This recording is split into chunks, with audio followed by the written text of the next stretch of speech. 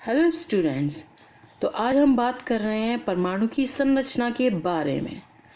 प्राचीन काल में भारतीय एवं यूनानी दार्शनिकों ने परमाणु के बारे में ये कहा था कि द्रव्य के मूल संरचनात्मक भाग होते हैं।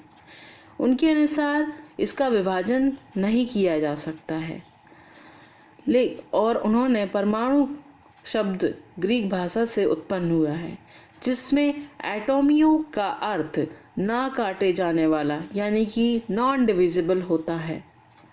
इसके बाद सन 1908 में जॉन डाल्टन नामक एक ब्रिटिश स्कूल अध्यापक ने पहली बार वैज्ञानिक आधार पर द्रव्य का परमाणु सिद्धांत प्रस्तुत किया, जिसे डाल्टन का परमाणु सिद्धांत कहा गया।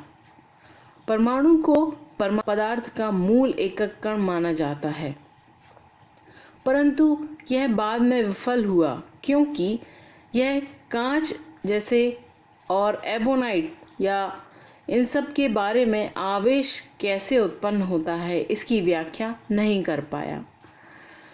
परमाणु छोटे कणों में विभाजित हो सकता है, इलेक्ट्रॉन, प्रोटॉन और न्यूट्रॉन।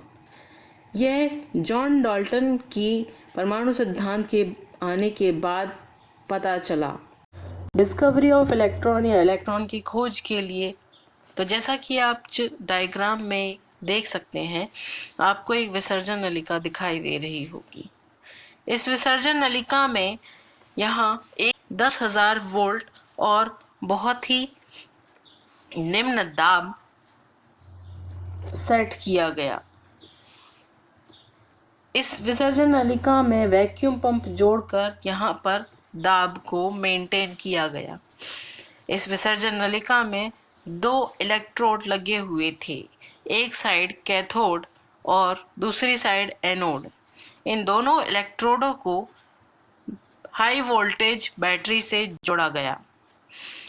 जब इसमें विद्युत प्रवाहित की गई तो कैथोड की प्लेट से कुछ कण निकलते हुए दिखाई दिए गए, जो किरणों के रूप में एनोड की तरफ जाते हुए दिखाई दिए।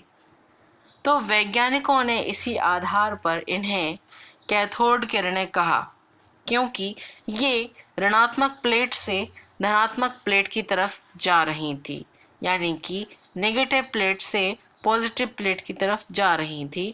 इससे यह बात भी पता चली कि ये जो कण हैं नेगेटिव प्रॉपर्टी रखते हैं, यानी कि इन पर नेगेटिव चार्ज उपस्थित होता है। दूसरी बात इस एक्सपेरिमेंट से सामने आई कि ये किरणें एक सीधी रेखा में चलती हैं और ये जो कण हैं बहुत ही नेक्स्ट थिंग इज़ कि इन कणों का कुछ मास है या वेट है, जो अपने पाथ में आते हुए लाइट व्हील यानी कि एक हल्के व्हील को भी, लाइट वेटेड व्हील को भी अपने पाथ में घुमा देते हैं, रोटेट कर देते हैं। यदि हम इलेक्ट्रिक फील्ड इसमें अप्लाई करते हैं तो ये कण या ये किरणें अपने पाथ से डिफ्लेक्ट हो जाती हैं।